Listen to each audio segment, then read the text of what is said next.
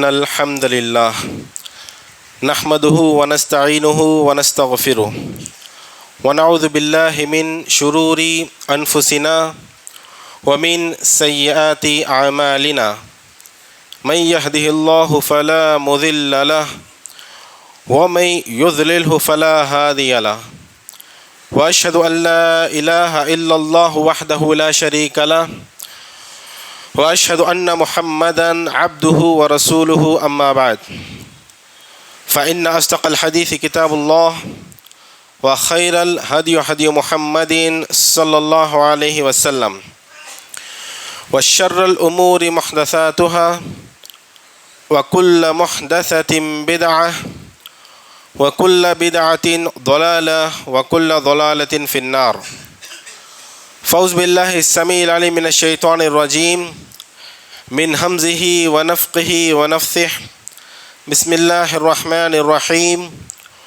قاف والقرآن المجيد بل عجبوا أن جاءهم منذر منهم فقال الكافرون هذا شيء عجيب أإذا متنا وكنا ترابا ذلك رجع بعيد قد علمنا ما تنقص الأرض منهم وعندنا كتاب حفيظ. وقال الله تعالى عز وجل في موضع آخر يا أيها الذين آمنوا اتقوا الله حق تقاته ولا تموتن إلا وأنتم مسلمون. يا أيها الناس اتقوا ربكم الذي خلقكم من نفس واحدة وخلق منها زوجها وبث منهما رجالا كثيرا ونساء واتقوا الله الذي تساءلون به والأرحام إن الله كان عليكم رقيبا. يا أيها الذين آمنوا اتقوا الله وقولوا قولا سديدا يصلح لكم أعمالكم ويغفر لكم ذنوبكم ومن يطع الله ورسوله فقد فاز فوزا عظيما. وقال نبينا صلى الله عليه وسلم لا إيمان لمن لا أمانة له ولا دينا لمن لا عهد له. رواه أحمد. وقال أنس بن مالك رضي الله عنه قال رسول الله صلى الله عليه وسلم طلب العلم فريضة على كل مسلم. متفق عليه. நிச்சயமாக எல்லாம் புகழும் அல்லாஹ்விற்கே உரியது. அவனை நாம் புகழ்கிறோம், அவனிடமே நாம் உதவியும் தேடுகிறோம், இன்னும் அவனிடமே நாம் பாவ மன்னிப்பும் கோருகிறோம். எங்களுடைய கெட்ட எண்ணங்களை விட்டும் கெட்ட செயல்களை விட்டும் அல்லாஹ் இடத்தில் நாம் பாதுகாப்பு தேடுகிறோம். அல்லாஹ் யாரை நேர்வை காட்டினானோ அவர்களை வழிகெடுப்பவர்கள் யாரும் இல்லை. அல்லாஹ் யாரை வழிகேட்டில் விட்டுவிட்டானோ அவர்களை நேர்வை காட்டுபவர்கள் யாரும் இல்லை. வணக்கத்திற்குரிய இறைவன் அல்லாஹ் ஒருவனை தவிர வேறு யாரும் இல்லை, அவனுக்கு இணை துணை வேறு யாரும் இல்லை என்று நான் சாட்சி கூறுகிறேன். இன்னும் முஹம்மது ரசூலுல்லாஹ் ஸல்லல்லாஹு அலைஹி வஸல்லம் அவர்கள் அல்லாஹ்வுடைய ஒரு அடிமை, அல்லாஹ்வுடைய ஒரு தூதர் என்றும் நான் சாட்சி கூறுகிறேன். காரியங்களில் மிக மிக கெட்டது மார்க்கத்தின் பேரிலே புதுமைகளை உண்டாக்குவது. ஒவ்வொரு புதுமையான காரியமும் வைகேடுகள், ஒவ்வொரு வைகேட்டும் நாளை மறுமையிலே நரகத்தில் கொண்டு போய் சேர்க்கும் என்று முஹம்மது ரசூலுல்லாஹ் ஸல்லல்லாஹு அலைஹி வஸல்லம் அவர்கள் தங்களுடைய ஒவ்வொரு சொற்பொழிவின் ஆரம்பத்திலும் சஹாபாக்களுக்கு இந்த ஹதீஸை, இந்த விஷயத்தை நினைவூட்டுவார்கள். ஆக இந்த பொன்மை வைத்து இந்த ஜும்மா உரையை தொடங்குகின்றேன். அன்பிற்கினியவர்களே, அல்லாஹ்வின் நல்லடியார்களே, நபிலா ஸல்லல்லாஹு அலைஹி வஸல்லம் அவர்கள் கூறினார்கள், சூரியன் உதயம் நாட்களிலேயே, எப்படி சூரியன் உதயம் நாட்களிலேயே ஜும்மா நாள் தான் மிகச் சிறந்த நாளாகும். ஏன் என்று சொன்னால் ஜும்மா நாளை தான் ஆதம் அலைஹிஸ்ஸலாத்து வஸ்ஸலாம் அவர்கள் படைக்கப்பட்டார்கள். இன்னும் ஜும்மா நாளை தான் ஆதம் அலைஹிஸ்ஸலாத்து வஸ்ஸலாம் அவர்கள் சொர்க்கத்திற்குள் அனுமதிக்கப்பட்டார்கள். இன்னும் ஜும்மா நாளை தான் ஆதம் அலைஹிஸ்ஸலாத்து வஸ்ஸலாம் அவர்கள் என்ன தவறு செய்தார்களோ அந்த தவறத்திற்கு, அந்த பாவத்திற்கு அல்லாஹ் மன்னிப்பு வழங்கினான். இன்னும் ஜும்மா நாளை தான் அல்லாஹ் சொர்க்கத்திலிருந்து இந்த பூமிக்கு அவர்கள் இறக்கி வைக்கப்பட்டார்கள். அதே போல மறுமை நாளும் ஜும்மா நாளை தான் நிகழும் என்று நபிகள் ஸல்லல்லாஹு அலைஹி வஸல்லம் கூறினார்கள். ஆகவே ஜும்மா நாள் வந்தாலே அனைத்து படைப்பினங்களும் பயந்து நடுங்கிக் கொண்டிருக்குமாம். 2 படைப்பினங்கள் அலட்சியமாக இருக்கிறார்கள் என்று கூறினார்கள். ஆக நபிகள் ஸல்லல்லாஹு அலைஹி வஸல்லம் அந்த இரண்டு படைப்புகள் என்ன என்று சொன்னால் மனித படைப்பினமும் ஜின் படைப்பினமும் என்று கூறினார்கள். ஆக ஜும்மா நாள் வந்தால் இவர்களை தவிர அனைத்து படைப்பினங்களும் பயந்து நடுக்கிக் கொண்டிருக்குமோ அல்லாஹ் இந்த ஜும்மா நாள் தான் மறுமை நாள் ஏற்படுத்தி விடுவானோ என்பதாக. ஆக அன்பிற்கினவர்களே, ஜும்மா நாளிற்கு என்று பல சிறப்புகள் இருக்கின்றன. அதிலே ஒரு ஹதீஸை நாம் பார்க்கலாம். என்ன என்று சொன்னால் நபிகள் ஸல்லல்லாஹு அலைஹி வஸல்லம் அவர்கள் கூறினார்கள், அல்லாஹ் யூதர்களுக்கு அவர்களுக்கு சிறப்பிற்குரிய நாளாக ஜும்மா நாளை அல்லாஹ் ஆக்கினான். ஆகவே அவர்கள் என்ன செய்தார்கள் என்று சொன்னால் அதனை அவர்கள் ஏற்றுக்கொள்ளப்படவில்லை. தனக்காக சிறப்பிற்குரிய நாளாக அவர்கள் எதனை தேர்ந்தெடுத்து கொண்டார்கள்? சனிக்கிழமையாகிய அந்த நாளை அவர்கள் தனக்காக தேர்ந்தெடுத்து கொண்டார்கள் சிறப்பிற்குரிய நாளாக.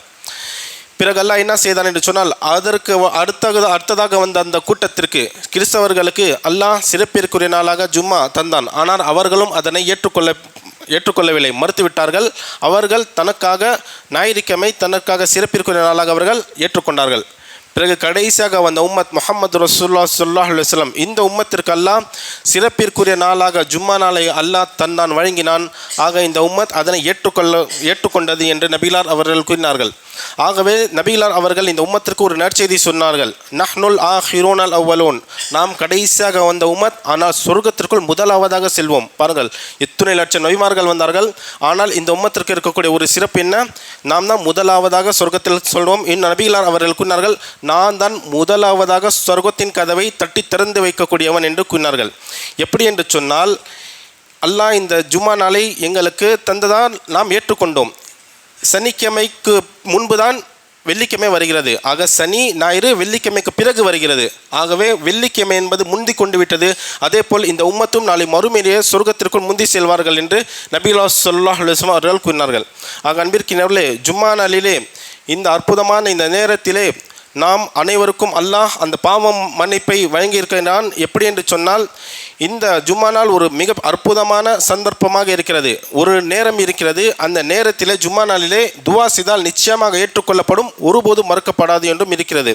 ஆக இப்படிப்பட்ட சிறப்பிற்குரிய நாளை நாம் வீணாக்காமல் முன்பே வந்து அமர்ந்து செவி தாழ்ந்து இந்த குர்பாவை கேட்டோம் என்று சொன்னால் நிச்சயமாக அதற்கான பலனை நாம் பெறலாம். ஆகவே நபிகளார் இன்னும் கூறினார்கள், மிம்பரிலே ஹத்தீப் ஏறுவதற்கு முன்பு அந்த வாசலிலே மலக்குமார்கள் பெயரை பதிவு செய்வார்கள். ஜும்மா நாளுடைய அந்த நன்மை பெறுவதற்காக அந்த பெயரை பதிவு செய்வார்கள். எப்போது ஹத்தீப் மிம்பரில் ஏறுகிறாரோ அந்த நேரத்தில் அவர்கள் என்ன செய்வார்கள் என்று சொன்னால் அந்த ஏடை மூடிவிட்டு அவர்களும் அந்த உரையை கேட்கிறார்கள் என்று நபிகளார் அவர்கள் கூறினார்கள்.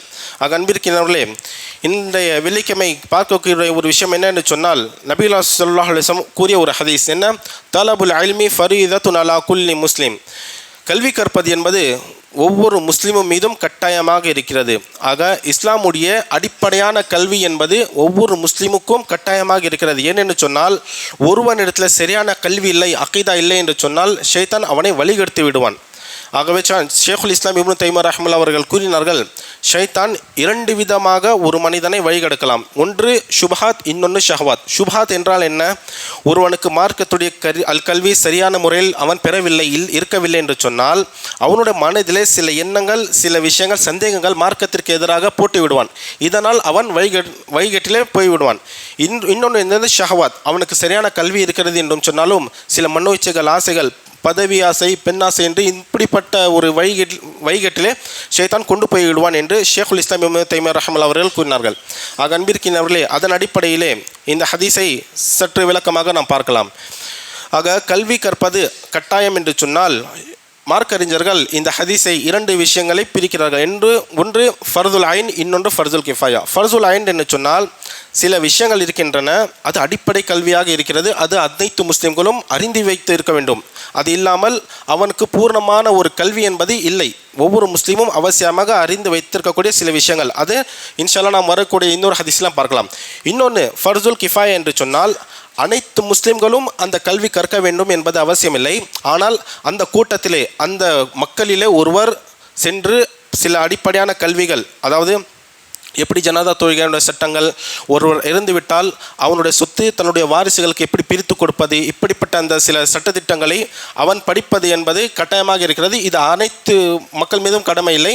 அந்த மக்களில் அந்த கூட்டத்தில் ஒருவர் அல்லது இருவர் கற்றுக்கொண்டாலே போதுமானது. இந்த ஃபர்ஸ் என்பது அனைவர்கள் மீதும் இறங்கிவிடும். அதாவது அவர்கள் மீது இது கட்டாய கல்வியாக இருக்காது.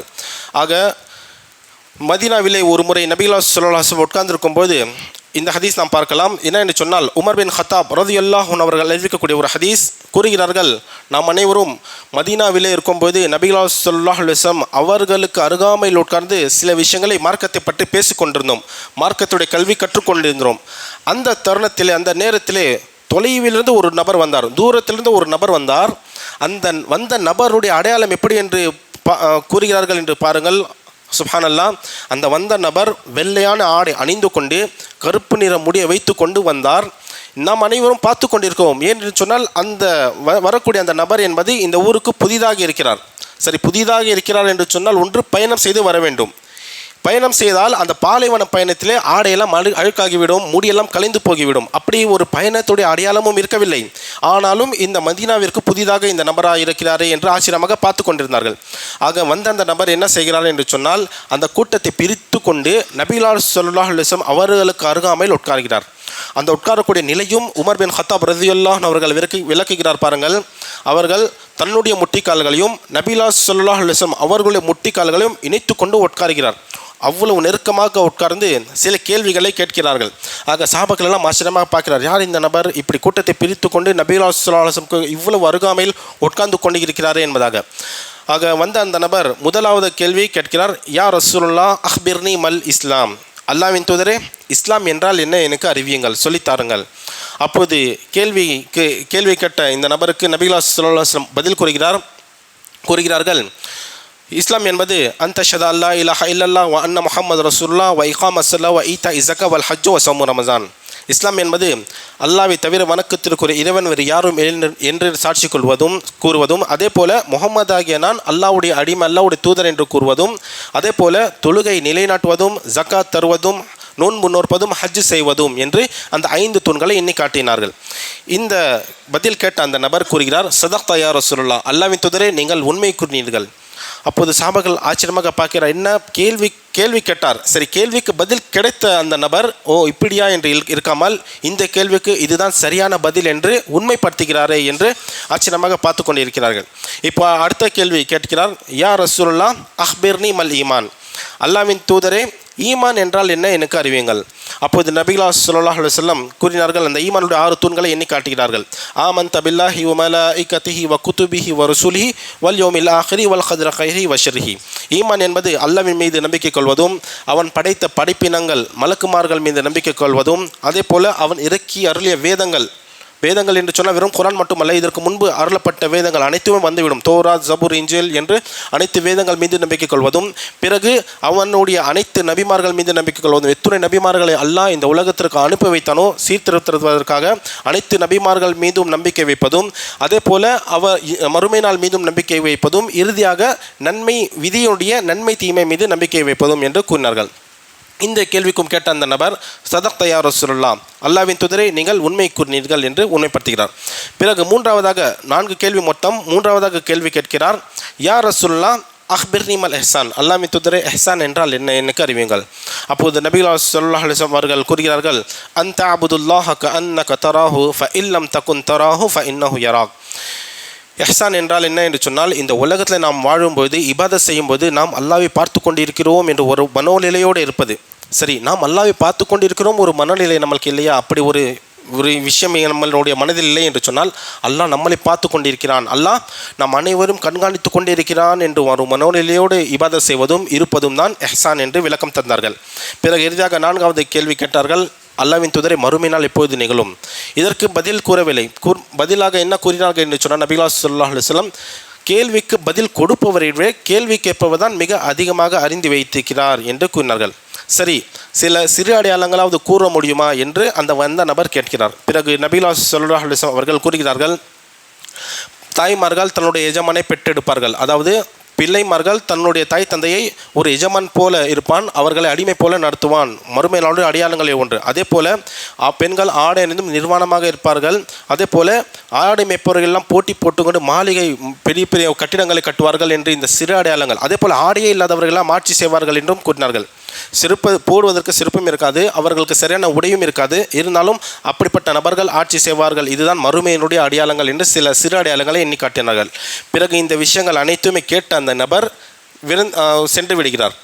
பிறகு சிறிது நேரத்தில் அங்கே இருந்தார்கள். யார்? உமர் பின் ஹத்தாப் ரலியல்லாஹு அன்ஹு.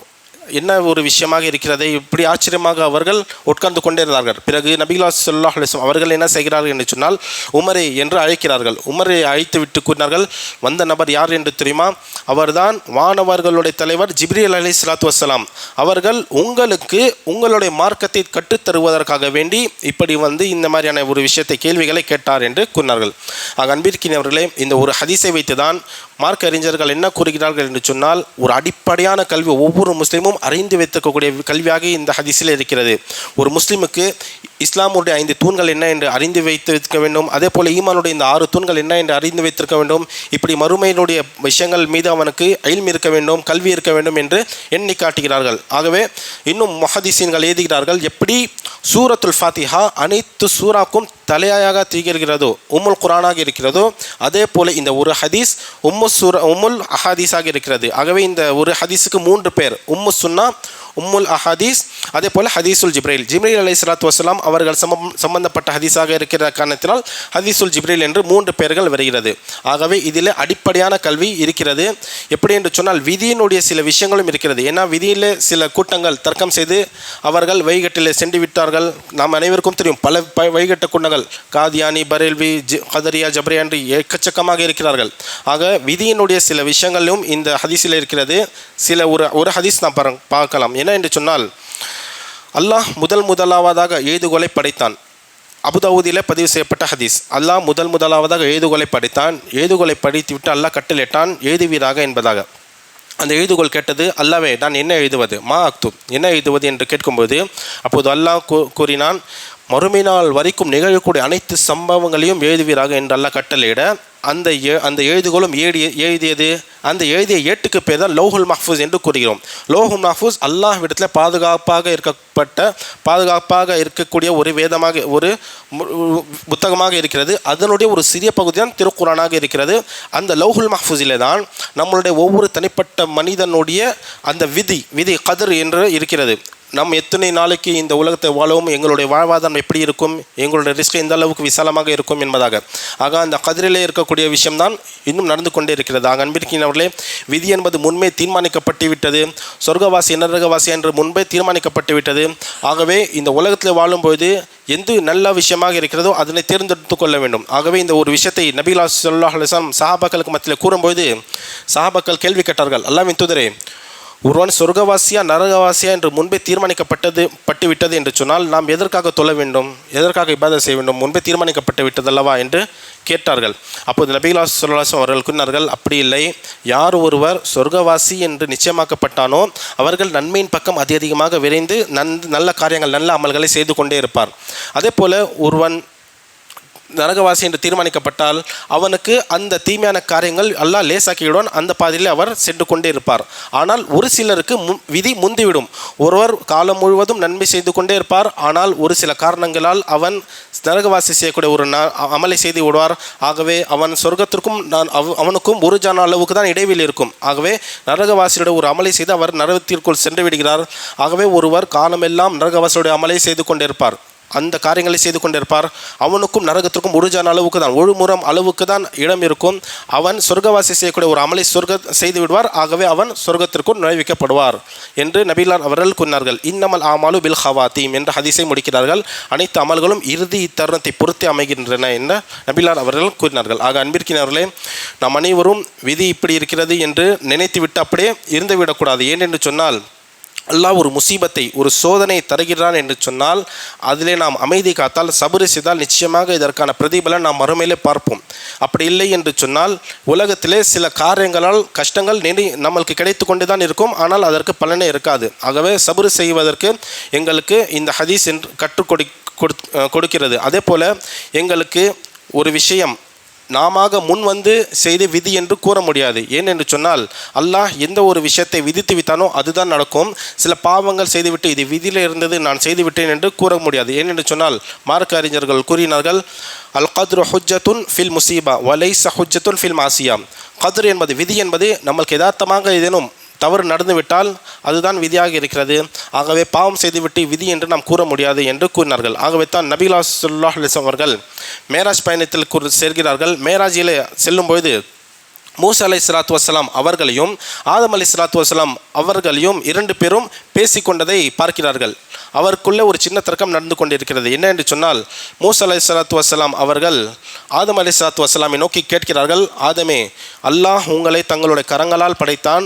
ஆதம் அலைஹிஸ்ஸலாத்து வஸ்ஸலாம் அவர்களுடைய சிறப்பு அனைத்துமே எண்ணி காட்டுகிறார்கள். ஆதம் அலைஹிஸ்ஸலாமே, உங்களுக்கு அல்லாஹ் அவனுடைய கரங்களால் உங்களை படைத்தான், இன்னும் மலக்குமார்களை உங்களுக்கு சஜ்தா செய்ய வைத்தான் என்ற அனைத்து சிறப்புகளும் எண்ணி காட்டிய பிறகு கடைசியாக கூறுகிறார்கள், நீங்கள் அந்த ஒரு தவறு மட்டும் செய்யாமல் இருந்திருந்தால் நாம் அனைவரும் சொர்க்கத்திற்குள் இருந்திருப்போமே என்று கூறுகிறார்கள்.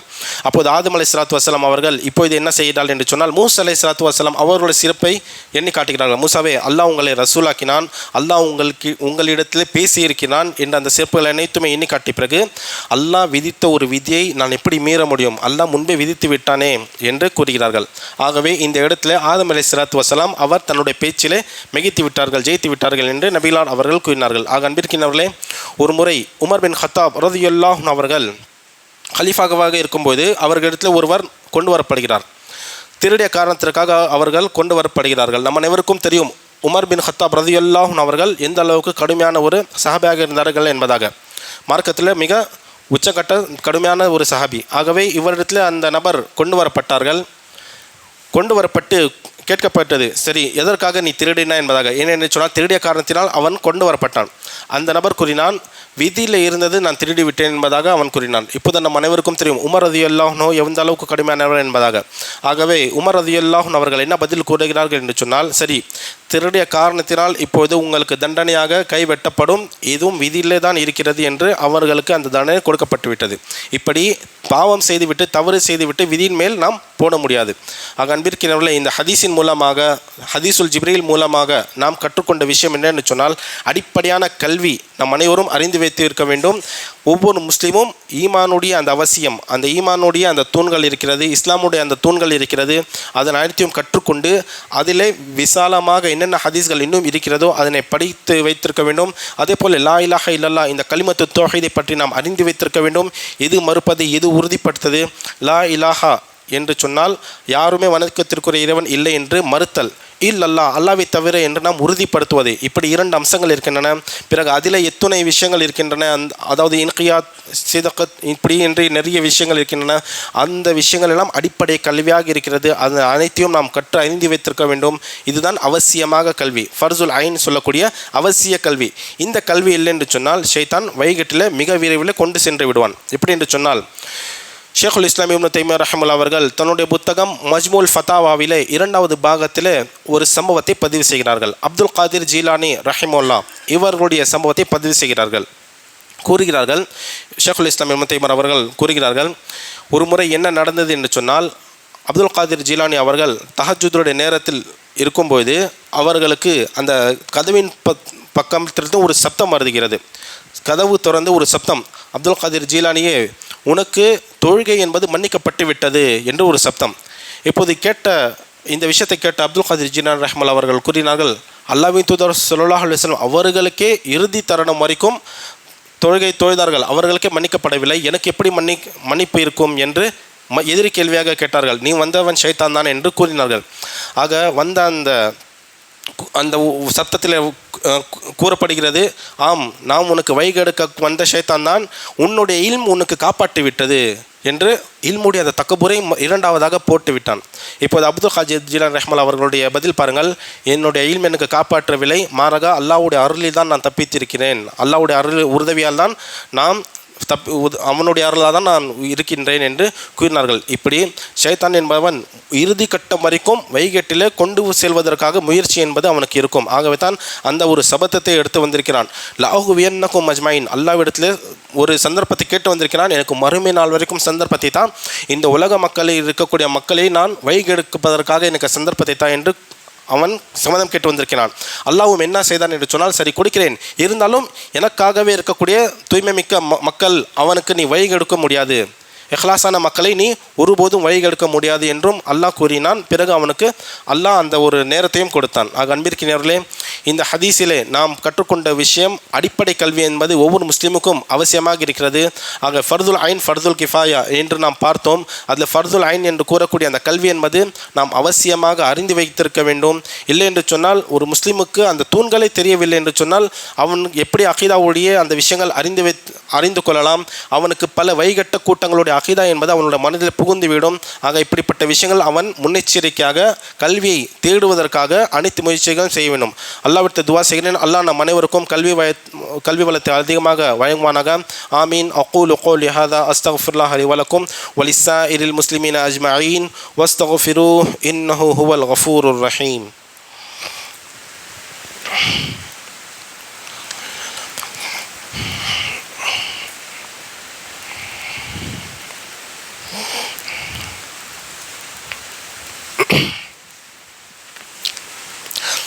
إن الحمد لله نحمده ونستعينه ونستغفره ونعوذ بالله من شرور أنفسنا ومن سيئات أعمالنا من يهده الله فلا مضل له ومن يضلل فلا هادي له فأعوذ بالله من الشيطان الرجيم إن الله وملائكته يصلون على النبي يا أيها الذين آمنوا صلوا عليه وسلموا تسليما اللهم صل على محمد وعلى آل محمد كما صليت على إبراهيم وعلى آل إبراهيم إنك حميد مجيد اللهم بارك على محمد وعلى آل محمد كما باركت على إبراهيم وعلى آل إبراهيم إنك حميد مجيد عباد الله رحمنا الله إن الله يأمركم بالعدل والإحسان وإيتاء ذي القربى وينهى عن الفحشاء والمنكر والبغي يعظكم لعلكم تذكرون اذكروا الله يذكركم فادعوه يستجب لكم ولذكر الله تعالى أكبر والله يعلم ما تصنعون أقيموا الصلاة.